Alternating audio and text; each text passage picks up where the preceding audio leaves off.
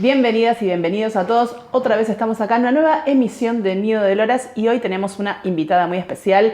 Tenemos a Paula Varela, que es doctora en Ciencias Sociales, investigadora del CONICET y docente de la Universidad de Buenos Aires. Muy buenos días. Muy buenos días. Bueno, nos parecía importante hace rato que venimos trabajando en nuestro programa todo lo que tiene que ver con el mundo del trabajo y sobre todo de la precarización laboral. La verdad es que nos llamó mucho la atención saber y entender cuando el CONICET hoy está medio como en tema, ¿no? Por las propuestas o las no propuestas de los candidatos a presidente, que dentro del CONICET haya un área de investigación que tenga que ver con el mundo del trabajo. ¿Cuál es el trabajo que se realiza ahí desde la investigación? En el CONICET tiene varios equipos que hacen investigación en el área de trabajo y yo te diría que esto tiene sentido porque la cuestión del trabajo es una cuestión central de las sociedades. Entonces, las ciencias sociales, ya sea desde el palo de la sociología, que es donde nosotros más nos desarrollamos, pero también desde el campo de la antropología, incluso desde el campo de la comunicación, del trabajo social, es decir, hay toda una serie de preguntas que tienen que ver con el llamado mundo del trabajo, que son, pese a lo que dicen algunos candidatos, son de vital importancia para comprender cómo funciona la sociedad. Porque, entre otras cosas, nuestra sociedad está basada, y toda la riqueza que se crea en el mundo, y todas las cosas que consumimos, el mate que estamos tomando, etcétera, etcétera, todas esas cuestiones son producto del trabajo humano. Entonces, la pregunta por cómo se lleva adelante ese trabajo, qué significa hoy trabajar, qué es lo que se recibe a cambio del trabajo, son todas preguntas que van como al hueso de las sociedades contemporáneas, las sociedades capitalistas. Entonces, es un área que tiene mucho desarrollo y que tiene desarrollo con distintas perspectivas, ¿sí? Con distintas perspectivas teóricas, con distintas perspectivas disciplinarias. Nuestro equipo, el equipo del CONICET, al que yo pertenezco, y también el de la UBA, que tenemos un equipo combinado, nos preguntamos, digamos, las cuestiones que nos interesan más tienen que ver con las modificaciones que se vivieron en el mundo del trabajo a partir de la década del 90, porque esa década implicó un parteaguas para la vida de, como Ricardo Antunes dice, la clase que vive del trabajo, así todos aquellos que no podemos sobrevivir de otra manera que no sea vendiendo nuestra fuerza de trabajo de la forma que podamos. Bueno, ese enorme sector de la población, que es básicamente la mayoría de la población, sufrió modificaciones muy importantes durante la década del 90 que signan nuestra vida laboral hasta hoy. Nosotros hacemos eso, digamos, tratamos de ir a buscar en los 90 cuáles son las modificaciones, lo que se podría llamar las reformas regresivas, ¿sí? Que no es un problema de la Argentina, sino que es un fenómeno mundial, pero que en Argentina asume características propias, como asume características propias en cada país, y que hacen, diría yo, a tres cosas que tienen que ver con nuestra vida laboral. Una es la forma en que conseguimos empleo, ¿sí? Y ahí se te abre todo un universo. Qué sé yo, por ejemplo, para la generación de mi padre, tener empleo era tener un trabajo estable. Mucha gente, mi madre, por ejemplo, es de Belville, provincia de Córdoba, Ruta 9. Era conseguir trabajo, en muchas ocasiones era conseguir trabajo en un mismo lugar para toda la vida. Es decir, ingresar como casi un posadolescente, un joven, y después jubilarte a los 60 y pico de años habiendo trabajado toda la vida en una misma fábrica, o por ejemplo como mi abuela, en una escuela. Entonces, esa idea de que el empleo es un empleo estable, esa idea ahora es una minoría del empleo. Entonces ahí hay todo un mundo que se modificó y que tiene distintas, si vos querés, graduaciones de precarización en la forma del empleo. Después tenés otro conjunto enorme que se modificó muchísimo, que son las condiciones cotidianas de trabajo, lo que tiene que ver con cuánto descanso tenés, cuáles son los insumos que te da tu patronal para poder trabajar, cuáles son las medidas de seguridad, cuáles son las jornadas laborales, por ejemplo. Otra cosa que era la norma en un momento y ahora aparece más bien como una excepción es la jornada de 8 horas. Entonces, o la jornada fija, por ejemplo. Vos podés quizás tener una jornada de 8 horas, pero que sea rotativa. Entonces, un lunes laburás a la mañana, el martes te toca de tarde, el miércoles te toca turno noche. Bueno, ese es un descuajeringa completamente la vida de las trabajadoras y de los Esa trabajadores. organización, ¿no? Que daba el hecho de saber cuándo entras y cuándo salís. Claro, y que vos sabías porque vos podés acomodar entonces tu vida a todo aquello que excede el trabajo. Y que puede ser cualquier cosa, puede ser tus hijos, si decidiste tener hijos, pueden ser otros afectos, pero puede ser desarrollar una actividad creativa, porque digamos, ¿quién dijo que un trabajador, una trabajadora no puede ser también un artista de alguna naturaleza? Puede ser desarrollar un deporte, puede ser estudiar. Bueno, si vos sabés cuándo entras a trabajar y terminás, vos decís, bueno, me voy a las 5 de la tarde, clavo, no sé, yo soy de la universidad, clavo facultad a las 6 o lo que quieras, o toco el bajo, lo que sea. Ahora, si vos cursás, si vos trabajás un día a la mañana, otro a la tarde, bueno, ya no podés hacer una actividad regular. Bueno, eso que tiene que ver con las condiciones en que trabajás, también sufre una modificación muy importante. Y yo diría que el tercer gran conjunto de cosas que sufre una modificación muy importante tiene que ver con la organización sindical, que en muchos teóricos o cientistas sociales no lo consideran una dimensión de la precarización laboral. Yo sí, absolutamente sí, estoy cada vez más convencida que hay que analizarlo como parte de las dimensiones de la precarización laboral, porque si tenés organización sindical o no tenés organización sindical en el lugar de trabajo, no es lo mismo ni las formas del empleo ni tus condiciones de trabajo. Si la organización que tenés es una organización democrática en donde se puede discutir cosas, se pueden plantear, se puede abrir la pregunta de qué sería justo o qué sería injusto, ¿sí? ¿Qué sería un laburo digno o qué no? Si esa organización permite esos debates y esas preguntas es una cosa. Si es una organización burocratizada donde vos tenés una relación con el sindicato que casi opera como una especie de consorte del patrón, es otra. Entonces, la forma de la organización sindical también es una dimensión. Algo que quiero relacionar con esto es que hace unos años atrás entendíamos precarización laboral, para los que teníamos a lo mejor ese concepto incorporado, como a la gente que trabajaba en negro, que no tenía cargas sociales, que no tenía obra social, que no tenía vacaciones, que quizás trabajaba de la misma manera que la persona que sí la tenía, hasta en el mismo lugar, pero que la única diferencia era que no tenía los aportes, digamos, ¿no? Y entendíamos eso que era la precarización. Hoy me parece que queda más claro que inclusive una persona que está en blanco, digamos, o que tiene los aportes, también puede ser un precarizado. Sí, mira, esa es uno podría decir es como una novedad del mundo del trabajo en Argentina actual y que tiene que ver con otra novedad que es... y que va de la mano de eso, que es el hecho de que hoy en Argentina vos podés ser asalariado, tener trabajo y ser pobre. Esa combinación entre ser trabajador empleado y ser pobre te obliga a hacer la pregunta, ¿sí? Cuando vos no tenés empleo o ser pobre, bueno, se atribuye fácilmente al hecho de que no tenés empleo. Ahora, cuando tenés empleo y sos pobre, te obliga a preguntarte cuál es la calidad de ese empleo que tenés. Y si en un momento uno podría partir el mundo del trabajo en dos, informales de un lado y todo el resto del mundo del otro, hoy no. Hoy tenés gradientes de precarización, de los cuales la última yo diría que es la desocupación, ¿sí? Nosotras que venimos de la crisis del 2001, sabemos lo que es una crisis con 20 y pico % de desocupación. Es un escenario desolador porque vos tenés eso, tenés un 25, ¿te acordás cuando era el 2001-2002 y nosotras nos conocimos?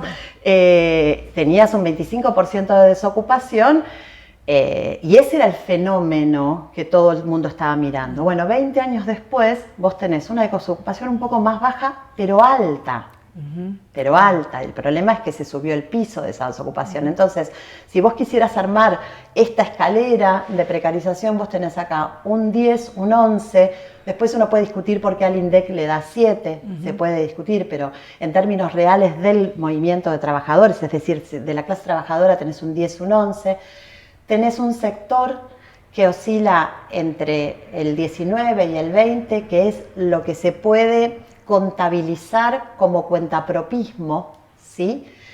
Que eso creció muchísimo en las últimas décadas y que tiene que ver con ¿Qué fenómenos? Bueno, un fenómeno que todo el mundo conoce, que es el monotributista. ¿Sí? Todo el mundo conoce.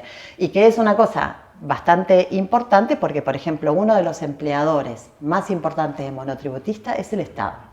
Entonces, eso significa que el cuentapropismo es una política estatal, no es un daño colateral de un mercado de trabajo que no se puede dominar. Es una política estatal, y es una política estatal en la ciudad de Buenos Aires, es una política estatal a nivel nación, es una política estatal en las provincias, es una política estatal en recreo. Es decir, es una forma de contratación que quita derechos, obligadamente quita derechos. Entonces, ese es todo un mundo, porque vos podés tener, por ejemplo, el cuentapropista que le factura al Estado, podés tener el cuentapropista que es, por ejemplo, un prestador de servicios y entonces se inscribe como monotributista porque para poder llevar adelante servicios en el sector privado y facturarlos. Pero vos podés tener también monotributistas en el sector privado. Muchas empresas, y acá quiero incorporar también esta dimensión que me parece importante, muchas empresas tercerizan ciertos sectores de su producción, eso también es un fenómeno de los 90, tercerizan sectores de la producción y se desligan de cómo son contratadas las personas en ese sector tercerizado. Entonces aparece la tercerizada, que es una empresa privada que contrata en baja calidad de empleo, por ejemplo, a través de cuentapropismo, de monotributismo sería, y eso hace que vos también se da un fenómeno social y te diría, sí, social y sindical importante, que es que vos podés estar en un mismo lugar trabajando, llevando adelante la misma tarea, vos ser una trabajadora de planta y yo ser una trabajadora contratada de una tercerizada, ¿sí? Entonces ahí no solamente vos tendrías condiciones mejores de trabajo que yo, sino que eso también rompe o por lo menos astilla las posibilidades de solidaridad entre nosotras, porque obligadamente yo te voy a ver, vos vas a decir, yo digo, bueno, pero esta persona hace el mismo trabajo que yo y sin embargo yo gano menos. Yo no tengo vacaciones porque, por ejemplo, mucho de las gracias, digamos, del monotributismo es que vos te facturan hasta diciembre, ¿sí?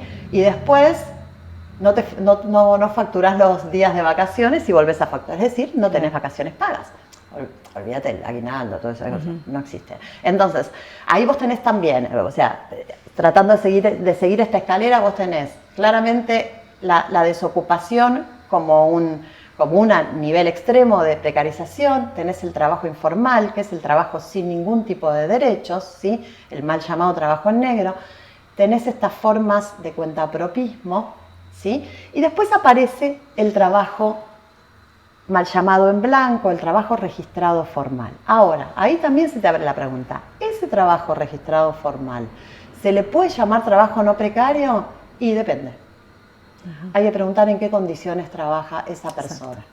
Porque si no, uno tendería a pensar que una vez que tenés trabajo registrado, bueno, está todo bien. 30% del trabajo registrado, olvídate de estos tres sectores que te digo, 30% del trabajo registrado vive abajo de la línea de pobreza. Algo pasa, ¿sí? No, inclusive muchas veces nosotros que hablamos de las condiciones a partir del fallecimiento de Agustín en el frigorífico Recreo, también empezamos a ver cómo trabaja el resto de los trabajadores, por ejemplo, en una empresa como el frigorífico, que a pesar de que pueden llegar a ser de planta y cobrar sueldos que a lo mejor les permiten tener una buena calidad de vida, es un infierno trabajar ahí adentro las 8, 10, 12 horas que trabajan, ¿no? Y que no haya nadie viendo en qué condiciones humanas se trabaja, ¿no? En las condiciones de seguridad, las condiciones, los vínculos entre las personas, el trato, la forma en que los jefes se relacionan con el resto de los empleados. Hay un montón de cosas que a lo mejor suceden adentro de una empresa que la formalidad las oculta, digamos, ¿no? Las mantiene solapadas. Sí, mira, yo no sé si se acuerdan, pero el año pasado hubo un conflicto neumático muy importante.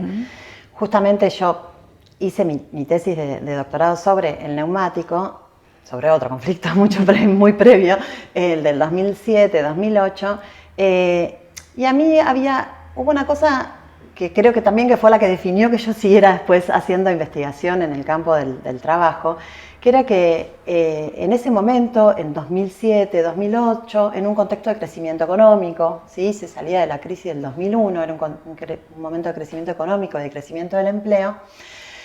Cuando yo hacía las entrevistas a todos pibes que hoy tienen 40 y algo y en ese momento tenían 20 y pico, 30 años, se discutía lo siguiente, se discutía nosotros queremos más salario, ¿por qué? Porque entregamos la vida en la fábrica, ¿sí? Y aparecía esa figura que es bastante impactante, digamos, porque si vos te abstraes, cuando algo se repite, después se naturaliza y puede ser cualquier barbaridad la que se repite, qué sé yo, dolarización, se repite y se naturaliza. Ahora, cuando vos haces el ejercicio de extrañarte de la palabra, de alejarte de la palabra, y vos decís, esta persona que tiene 20 y pico, 30 años, dice, estoy dejando la vida en la fábrica, ¿sí? Dejando la vida en la fábrica. Y dice, entonces quiero pelear que aquello que me dan por dejar la vida en la fábrica sea mejor que lo que me están dando. ¿Qué se llama salario? Claro. ¿No? Pero cuando vos empezabas a preguntar, decías, bueno, a ver, quiero saber qué es ese dejar la vida en la fábrica. Y ese dejar la vida en la fábrica tenía que ver, por ejemplo, con los turnos rotativos, ¿sí? Ellos tienen turnos rotativos americanos, es decir, rotan en el día y rotan en la semana. Olvídate de cualquier actividad fija, que vos puedas plantear un progreso de alguna naturaleza, sea cual fuere, con esa vida. Olvídate de qué. Olvídate, por ejemplo, de ir a los actos escolares de tus hijos, para decir cosas. Al cumpleaños de tu abuela. Al cumpleaños de tu abuela, al de tu hermano, de tu compañera, tu novio, lo que sea. Es decir, es ese dejar la vida en la fábrica. Es que incluso cuando vos no estás en el trabajo signa tu vida. El trabajo termina determinando tus rutinas, porque aunque no sea tu jornada, vos no podés planificar. Aparecía eso en primer lugar. Segundo lugar, ¿qué aparecía? Que me parece que puede tener alguna relación con lo que pasa en un frigorífico por el tipo de trabajo que hacen. Aparece el problema del cuerpo. El cuerpo. Y aparecen los famosos rotos, ¿sí? Que es la forma en que se populariza dentro de una fábrica, che, Paula se rompió. Che, Gaby se rompió. ¿Qué quiere decir que se rompió? Que tenés hernia de disco, que tenés alguna cuestión relacionada con el trabajo que ya no te permite llevar adelante esa tarea. O, che, ¿por qué la llevaron de lugar a Lourdes a otra sección? Porque se rompió. Y eso también, cuando vos te alejás de la palabra, se rompió, los objetos se rompen, claro. Los objetos se rompen. Marx se haría, no una panzada, Marx estaría escribiendo un capítulo aparte solo con la palabra se rompió. Porque las personas no se rompen, nos enfermamos, tenemos dolencias, tenemos cosas, pero no se rompen. Bueno, dejó de ser útil para eso. Exacto. La persona transformada en un objeto de una maquinaria que no controla, deja de ser útil para eso y lo mandan a otra sección. Entonces, ese dejar la vida en la fábrica era efectivamente dejar la vida en la fábrica. El nivel de metáfora era relativo en esa frase, porque era dejar la posibilidad de hacer otras cosas, era dejar tu cuerpo y tu salud. Porque el roto, a los 40 años, si lo despiden por roto, y esto hay estadísticas en todo el mundo, que se rompen en una misma empresa y lo despide la empresa, cuando vas a buscar otro trabajo, ¿qué es lo primero que te hacen? El preocupacional. Claro. Y que aparece que estás roto. Entonces es una trampa, digamos, es una cosa que no podés salir de esa encerrona. Entonces hay gente que tiene 40 años que, podemos decir con dignidad que 40 años es joven. Claro. ¿Sí? Y que no puede conseguir trabajo porque se rompió en los últimos 20 años. Que toda esa experiencia no le sirve. Exacto. Digamos, tendría que conseguir trabajo de otra cosa. Exacto. Sin experiencia. Entonces, traía lo del neumático porque fíjate vos, ¿qué fue lo que trabó tanto el conflicto del neumático del año pasado? No fue el monto del aumento salarial, no fue el monto. Porque aparte las empresas neumáticos, por el tipo de actividad que desarrollan, estaban con ganancias superavitarias. ¿Qué fue? Que pusieron dentro del pliego de demandas reconquistar, porque lo perdieron en los 90, reconquistar que el sábado a la tarde y el domingo se pagara como extra. Es decir, yo está bien, acepto rotar durante la jornada del día y acepto rotar en la semana, pero cuando a mí me toca trabajar sábado por la tarde y el domingo, yo quiero que rija la histórica ley sobre horas extras. ¿Sí? Eso trabó el conflicto. Y los compañeros del subte que dieron un conflicto muy duro, llevaron adelante, qué pudieron lograr y qué no, para entender lo importante que es esto para las empresas. Lograron que el equivalente de lo que sería pagar las horas extras de sábado y domingo se lo agregaran al aumento salarial como dinero, pero que no se firmara en el convenio colectivo que esas horas valen más. ¿Por qué? Porque entonces, cuando tenés menos poder de fuego, eso lo perdés. Claro. Entre todo esto, mientras te escucho y mientras vos me hablás, yo veo varones en todo tu relato, ¿no? Sí. ¿Cuánto se intensifican todos estos conflictos, todos estos derechos perdidos y toda esta imposibilidad también de acceder a un trabajo formal, digno? ¿Cuánto se nos complica más a nosotras, a las mujeres, al colectivo, a la diversidad? Se le complica mucho más. Por empezar, yo escuchaba en el debate a uno de los candidatos decir, bueno, vamos a proponer que se pague el mismo salario por la misma tarea. Decía, bueno, por supuesto, digamos, bienvenidísimo. Ahora, ¿sabes por qué se arma la brecha salarial? No se arma porque vos cobres lo mismo por la misma tarea o no. Se arma porque las mujeres, por ejemplo, accedemos a trabajos que son peor remunerados, ¿sí? Entonces, por ejemplo, en una fábrica manufacturera, las mujeres suelen estar en el sector de calidad, suelen estar en el sector de limpieza, suelen estar en el sector de preparado para una línea de producción. Y los varones están en la producción. Como en todos lados, la producción es el corazón de la empresa y las categorías salariales tienen que ver con ese funcionamiento de la empresa. Entonces, yo diría, ¿cómo afecta en forma diferencial? Primero, por el tipo de trabajo que nosotras conseguimos en el mercado de trabajo, incluso en una misma fábrica. Muchas veces eso está justificado y ahí bueno, después si quieren les hago llegar, hicimos en el 2020 un libro que se llama Mujeres Trabajadoras, puente entre la producción y la reproducción social, donde hacemos análisis en una fábrica alimenticia, el subterráneo de Buenos Aires y una gráfica recuperada, Madigraf. Queríamos ver cómo era la dinámica laboral con clave de género ahí. Bueno, muchas veces el hecho de que las mujeres ocupemos lugares distintos está justificado por problemas de fuerza, ¿sí? Aparece esa idea de la fuerza. Bueno, era un poco cómico si no fuera que no es cómico, porque cuando empezabas a decir, bueno, pero ¿en qué consiste la tarea que requiere tanta fuerza? La gran mayoría de las tareas están automatizadas, claro. ¿Sí? Con lo cual la idea de poner en movimiento fuerza física, atracción a sangre, no aparecía en ningún lado y sin embargo el argumento seguía operando sobre la nada, digamos, sin base, ¿no? Bueno, por un lado vos tenés eso, incluso dentro de un mismo ámbito de trabajo, los trabajos a los que accedemos las mujeres son en general menor remunerados, con una serie de argumentos que en la gran mayoría de los casos, y digo la gran mayoría de los casos para poder decir, bueno, quizás sí, llevar una media res en la espalda hay un problema de fuerza, ¿sí? Pero son tan pequeños esos casos que el argumento en sí mismo en general pierde sentido.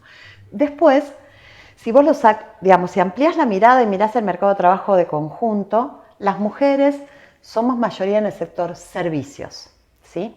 Y dentro de servicios, ¿en qué tipo de servicios en particular? Los que se llaman servicios de reproducción social, es decir, en la docencia, en la enfermería, en la limpieza, en todas las formas de cuidado, que son trabajos sumamente devaluados económicamente y también socialmente, ¿sí? Y que esa es una discusión histórica del feminismo, y uno de los argumentos es que son trabajos que requieren poca complejidad. Esa es una discusión... Y poca preparación, ¿no? Exacto. Para limpiar no se estudia, para... Exactamente. Y poca preparación, es decir, descalificados. Hay una autora que a mí me encanta, que se llama Danielle Kerguat, una francesa, que ella analiza cómo se conciben las calificaciones y cómo las calificaciones de las mujeres aparecen como no calificaciones porque son innatas y la de los varones aparecen como calificaciones porque son adquiridas. Entonces, si vos sos un tornero, nadie va a pensar que vos naciste con un torno en la mano. Fuiste a una escuela de oficios, a la UTN, llámalo como quieras, pero fuiste a algún lugar. Ahora, si vos podés calmar a un niño que está llorando y encontrás la forma de que esa persona se le baje la angustia, de cuidarla y qué sé yo, eso aparentemente viene en una especie de microchip que tenemos particularmente las mujeres. Hace ese análisis y es interesante porque ¿qué es lo que va a decir? En realidad esta calificación del hombre fue adquirida en el mercado formal de calificaciones, distintas formas ecuativas, y las de las mujeres son tan adquiridas como las de los varones, pero ¿cuál es el lugar de esa adquisición? La familia y el hogar. Claro. Entonces no cuenta, porque vos en un currículum no pones, estudié 10 años en mi casa porque mi mamá me enseñó desde el día 0 que tengo memoria a cómo agarrar una pala, cómo agarrar un... No lo decís, nadie pone en el currículum Y nadie eso. lo toma como un superpoder, tampoco. Nadie lo toma como un superpoder y sin embargo es una calificación y de alta complejidad, ¿sí? Por ejemplo, el cuidado, las tareas de cuidado son de altísima complejidad, de altísimo gasto energético de la persona que trabaja de eso, de enorme... Y de altísima responsabilidad. Tener responsabilidad sobre otra persona todo el tiempo. Exactamente. Y sin embargo, esas son las tareas que son feminizadas y que son tomadas como descalificadas. Cuidar a un adulto mayor pareciera que es una tarea simplísima. Hay un peliculón, si ustedes lo quieren, bueno, compartir con los compañeros y compañeras de recreo, que no sé si la vieron, que es una de las últimas, la anteúltima película de Ken Loach, que se llama, no sé si la deben haber traducido, yo lo sé en inglés, Sorry We Miss You, como perdón, no te encontramos, te perdimos. Bueno, tiene dos personajes principales. Él es un trabajador de Amazon, entonces labura todo el tema de la fantasía que tiene el tipo de ser independiente, de no tener patrón, de ser su propio jefe. Bueno, al que tiene esa fantasía, no vea esa película porque se le va a derrumbar la fantasía en 15 segundos. Pero ella es una cuidadora de adultos mayores a domicilio. Y realmente vos ves la complejidad del trabajo de ella y la tensión que hay, el choque que hay entre, ella trabaja para el sector privado, entre las demandas de la empresa, de que como en toda empresa el tiempo es oro, de que haga las cosas más rápidas, y el hecho de que ella se encuentra con un ser humano que tiene demandas, demandas que llevan tiempo. Entonces hay unos diálogos donde ella dice, vos me estás pidiendo que yo a una persona que, por ejemplo, se hizo sus necesidades encima, las deje sin cambiar porque me tengo que ir en 5 minutos. ¿Es eso lo que me estás pidiendo? Bueno, hay toda una cosa muy bien laburada sobre cuál es la complejidad y la calificación del trabajo de cuidados. Ahora, cuando eso pasás, salís de Ken Loach y te metes en el mercado de trabajo y ves las tablas salariales, eso no existe. Entonces, vos tenés diferencias en los empleos que conseguís en un mismo ámbito laboral, una industria. Diferencias en el mercado laboral donde las mujeres están en trabajos de servicios feminizados y mal pagos, y además tenés diferencias en la jornada laboral. ¿Por qué aparece diferencia en la jornada laboral y las mujeres hacen pico en subocupación? Porque tienen que llevar adelante tareas de reproducción social gratis en el hogar. Entonces hay un momento, y vos lo habrás escuchado 1000 veces, y ustedes lo habrán escuchado 1000 veces, que alguien dice, no laburo más porque cambio la plata. ¿Qué quiere decir cambio la plata? Yo me voy a laburar y le tengo que pagar a una persona para que venga a mi casa a cuidarme los nenes, lo que fuere. Entonces dice, no, para cambiar la plata me quedo en mi casa. Exacto. Entonces, ahí... Porque también no hay una cuestión de impulsar el desarrollo personal. Digamos, la mujer puede resignar lo que quiere ser, lo que quisiera ser, ¿no? Pues si decidió ser madre y si podés hacer otra cosa, bienvenido sea. Pero si no, bueno, elegiste ser madre, digamos, ¿no? Cosa que al varón nunca se le plantea.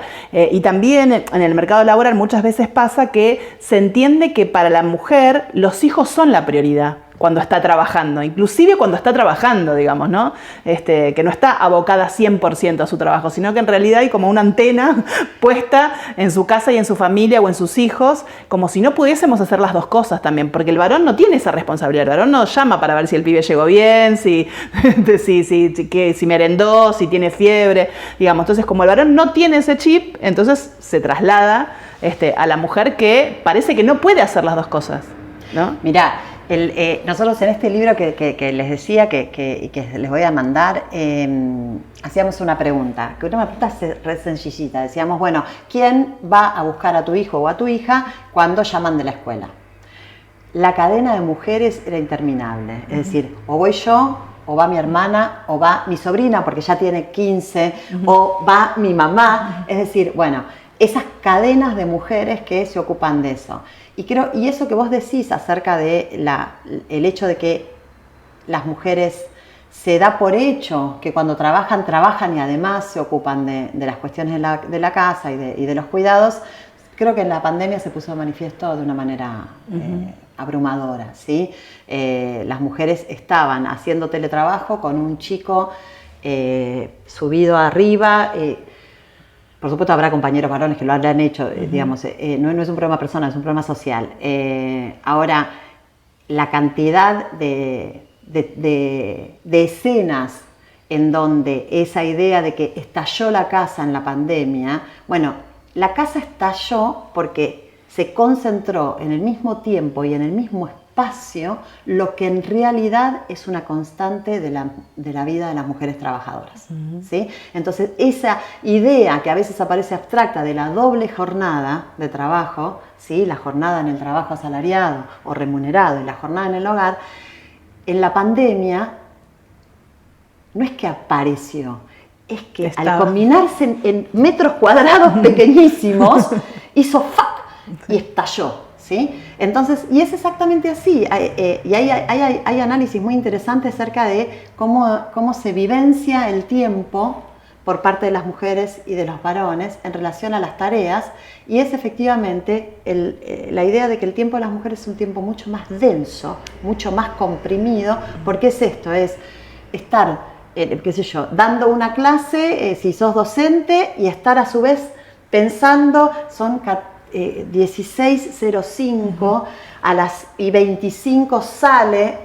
Bueno, esa tensión permanente de estar en 20.000 lados hace que el tiempo sea más denso, y el problema del tiempo más denso es que tiene dos efectos directos subjetivos, si vos querés. Uno es muy agotador, el tiempo denso es muy agotador, y lo segundo, que es un tiempo que le quita, jugando un poco con las palabras, que les quita espacio a la posibilidad de proyectar deseos personales, ¿sí? Con un tiempo tan comprimido, y es difícil que vos en un momento, o sea, para decir, bueno, che, Gaby, se me está ocurriendo que me gustaría agarrar y empezar violín.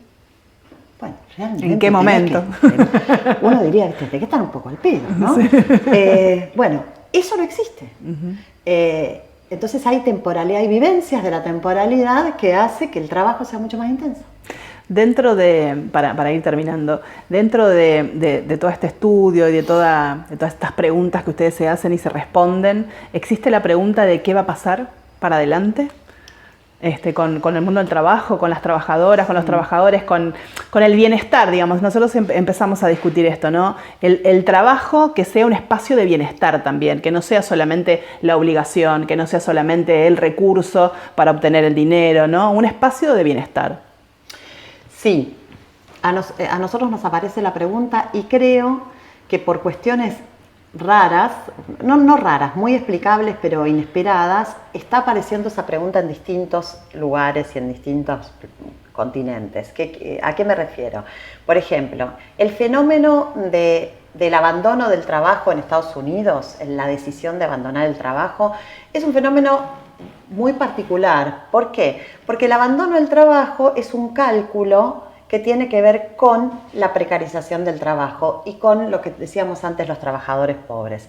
Si uno trabaja y aquello que recibe en forma de salario le alcanza para vivir, ese trabajo, incluso si no te gusta, tiene una razón de ser, tiene un sentido, ¿sí? Y eso ha hecho que miles y miles y miles de generaciones de trabajadores hayamos ido a trabajar en trabajos que no nos interesaban, que hasta odiábamos, y es la famosa frase de Marx, que la vida del trabajador empieza cuando salís del trabajo, porque ahí empezás a ser vos, todo el resto lo regalaste a otro para que haga dinero. Bien, ahora, eso tiene sentido si vos recibís algo que te permita vivir. Cuando vos aquello que recibís no te permite vivir, eso entra en crisis como sentido. Entonces, ahí hay una crisis del trabajo que está empezando a abrir una pregunta que hace 50 años hubiera sido imposible de introducir, hubiera parecido como una pregunta muy de izquierda, diría Mirta Legrand, que es, che, pero ¿cuál es el sentido del trabajo? O sea, de esa actividad que a mí me lleva tantas horas, que a mí me ocupa tantas horas y tanta energía. Bueno, entonces yo creo que esa pregunta, por crisis, no por buenas razones, porque uno podría decir, che, lo que estaría genial es que todos vivamos de nuestro trabajo y entonces en esa tranquilidad y en esa, digamos, che, yo quiero trabajar mejor, o yo quiero darme el gusto de trabajar de lo que me gusta, qué sé yo soy una privilegiada absoluta, ustedes que hacen cosas que les gustan, somos privilegiados absolutos. Entonces, no, pero no aparece por ahí, aparece por crisis. ¿Por qué? Porque hacer esa tarea que no te gusta, pedalear una bicicleta de Rappi, estar yendo y viniendo en un Uber, ser repositor de un supermercado, ser limpiadora por horas por una empresa tercerizada en el Ministerio de Trabajo, etcétera, etcétera, etcétera. Cuando todas esas tareas que no están buenas se llevan adelante y no recibís aquello que esperabas, eso entra en crisis. Entonces, yo creo que empieza a haber estudios sobre qué es el trabajo y cuál es el sentido del trabajo. Y eso te abre distintas vetas. Por ejemplo, una discusión de la jornada laboral.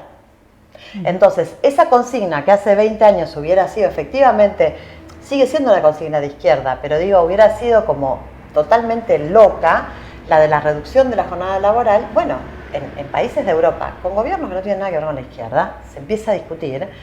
Y hay un cierto plafón para discutir que tiene que ver con desempleo, entonces pensar que si reducís jornada podés generar más empleo, pero también con un gran malestar en el trabajo y un malestar que genera una baja de productividad. Entonces, obviamente, desde el punto de vista de los empresarios, ¿por qué piensan en la reducción de la jornada? Por nada bueno, empecemos por el principio. ¿Por qué? Porque dicen, no, yo necesito que se sientan mejor para que produzcan más porque yo necesito subir mis niveles de rentabilidad. Bueno, por las razones que fuera, empieza a haber una discusión. Yo creo que es bienvenida porque se puede empezar a discutir cuál es la relación que tenemos en este tipo de sociedades con el trabajo. Y, por otro lado, yo creo que hay una enorme crisis de las organizaciones sindicales que siguen concibiendo el trabajo como una cuestión sobre la que solo hay que discutir salario. Todos estos otros problemas pareciera que quedan fuera de la agenda. Y esa enajenación con problemas de la calidad del empleo y de lo que el empleo te permite hacer de tu vida hace que las organizaciones sindicales estén cada vez más vacías. Entonces, yo creo que la posibilidad de que estas discusiones empiecen a ser parte de una organización colectiva y va a tener que ver con que surja efectivamente en los lugares de trabajo. Bueno, vos podés ir a un lugar de trabajo, desenchufar una máquina y morirte siendo un joven. ¿Eso es posible? ¿Es naturalizable? Bueno, entonces habrá que organizarse para que eso no lo sea. Te agradecemos mucho, Paula, por todo esto. Bueno, como decimos siempre, entendemos que el trabajo no es algo estático, que es algo que se puede discutir. Empecemos a discutir cómo trabajamos, en qué condiciones trabajamos, qué nos gustaría, de qué nos gustaría trabajar. No perdamos la capacidad de soñar de qué nos gustaría trabajar y siempre tenemos la posibilidad, algunos más, otros menos, pero siempre existe una pequeña posibilidad de exigir trabajar en mejores condiciones. Así que, bueno, esta era la intención de esta entrevista y, por supuesto, vamos a seguir pidiendo siempre justicia por Agustín.